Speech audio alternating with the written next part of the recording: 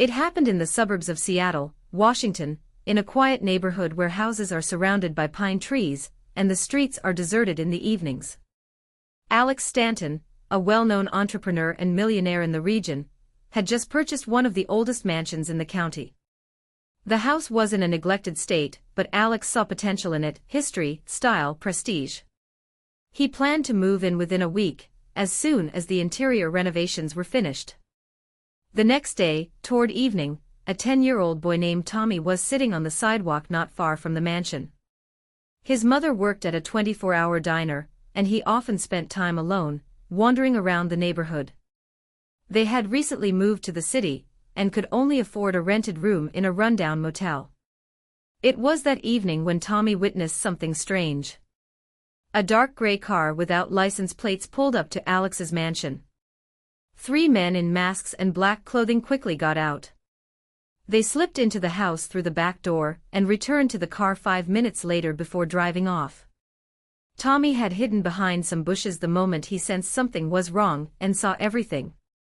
He didn't know exactly what those men were planning, but a primal, gut-level fear drove him to run. About half an hour later, Alex himself arrived at the house with his architect to inspect the interior work. That was when Tommy ran up, unsure how to explain what he had seen to the adults. He couldn't find the words, so he simply shouted as loud as he could across the street. "Don't go into that house." Alex stopped, puzzled. But something in the boy's expression, in the panic and desperation in his voice, made him freeze. He called the police and reported what had happened, without entering the house. When the bomb squad arrived, they confirmed the worst. An explosive device with a timer had been planted in the mansion's basement. It was set to go off right around the time Alex would have been inside. Everything had been planned carefully, the alarm system had been disabled, the timer was running, and if not for the boy, the tragedy would have been inevitable. The investigation didn't take long. Highway cameras had caught footage of the car without license plates.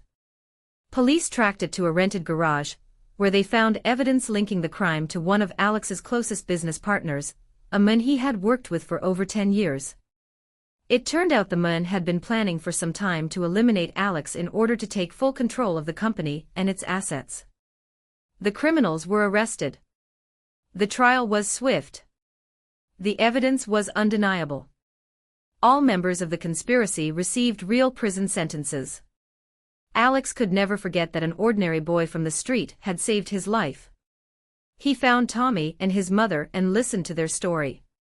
Soon after, he bought them a cozy house on the same street where he lived himself, provided Tommy access to a good education, and promised to support their family for as long as needed. Sometimes, the most ordinary people become heroes. Tommy didn't know that when he shouted to stop a grown man from walking into danger. He just felt he had to do something, and he did.